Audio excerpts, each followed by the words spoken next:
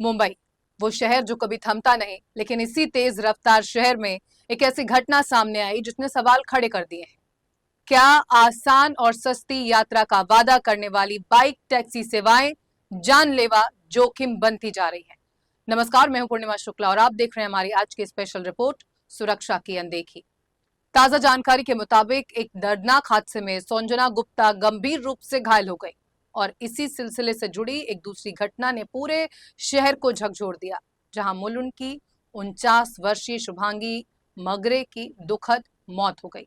इन दोनों मामलों ने न सिर्फ परिवारों को तोड़ दिया, बल्कि महानगर की सड़क सुरक्षा, बाइक टैक्सी नियमों और राइडर ट्रेनिंग की व्यवस्था पर भी कई बड़े सवाल खड़े कर दिए हैं। सवाल ये कि क्या ये हादसे महज संयोग है या फिर तेजी से बढ़ती ऐप आधारित बाइक सेवाओं में सुरक्षा की अनदेखी एक बड़ा खतरा बनती जा रही है।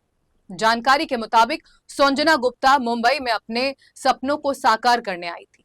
एक युवा, हंसमुख, सपनों से भरी लड़की जो इंटर्नशिप पूरा करने के बाद नौकरी के लिए इंटरव्यू देने जा रही थी। पहले वो अंधेरी आई और मरोल जाने के लिए मेट्रो लिया, लेकिन गलती से रॉन्ग साइड मेट्रो पकड़ वर्सोवा चली गई, पर उसे वास्तव में मरोल जाना था। ऐसे में देर होता देख उसने फिर रैपिडो बाइक बुक की और मरोल की तरफ चल पड़ी। लेकिन जैसे ही वो आजाद नगर मेट्रो स्टेशन के पास पहुंची, जिस सफर की शुरुआत उम्मीदों से हुई, एक चीख के बाद सन्नाटे में बदल गई।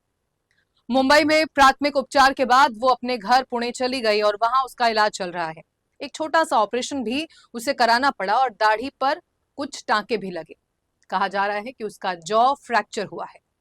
वो लड़की जिसकी मुस्कान से घर रोशन रहता था, जिसके भविष्य के सपने उसके माता पिता की आंखों में चमकते थे, इन दोनों घटनाओं ने सिर्फ दो परिवारों को नहीं तोड़ा, बल्कि इन्होंने इस शहर से एक सवाल भी पूछा है। क्या तेजी से फैलती ऐप आधारित बाइक टैक्सी सेवाएं सुरक्षा की रफ्तार में पीछे रह गई हैं? क्या सस्ती और त्वरित यात्रा की चाहत में हम अपनी जान की कीमत कम आंक रहे हैं? हजारों लोग रोजाना इन सेवाओं का इस्तेमाल करते हैं, पर कितने राइडर प्रशिक्षित हैं? कितनी बाइक्स सड़क सुरक्षा के मानकों पर खरी उतरती हैं और कितनी कंपनियां अपने राइडर्स की जांच में लापरवाही बरत रही हैं? इन सवालों के जवाब सिर्फ व्यवस्था से नहीं, हम सब से जुड़े हैं, क्योंकि सड़क पर होने वाली दुर्घटना, हर दुर्घटना सिर्फ एक आंकड़ा नहीं होती। वो किसी का बेटा, किसी की बेटी, किसी का सपना, किसी की दुनिया छीन लेती है।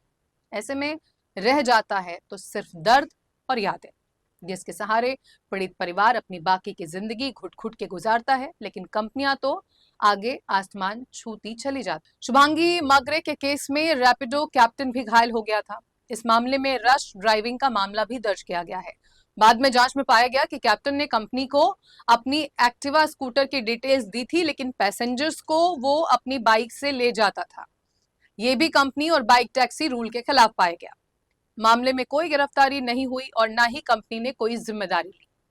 आधिकारिक आंकड़ों के अनुसार राज्य परिवहन प्राधिकरण द्वारा 3 प्रमुख एग्रीगेटर्स को अंतिम लाइसेंस दिए जाने के बाद पिछले 2 महीनों में मुंबई में केवल 100 बाइक टैक्सियों का पंजीकरण किया गया है, जबकि सड़कों पर अनाधिकृत बाइक टैक्सियों की भरमार है।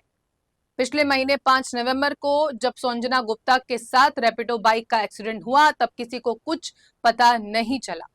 संजना की रैपिडो बाइक को पीछे से किसी ने ठोक दिया, जिसमें वो बुरी तरह घायल हो गई।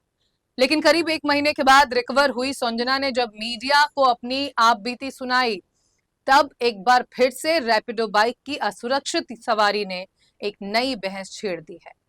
अब देखना यह है कि क्या सरकार इस दिशा में कोई सख्त कानून बनाएगी या फिर बाइक टैक्सी कंपनियां ऐसे ही मनमानी करती रहेंगी। खास पेशकश में इतना ही। खबरें इन 24 न्यूज पर लगातार जारी हैं। आप देखते रहें 24 न्यूज। मुझे दीजिए इजाजत। नमस्कार।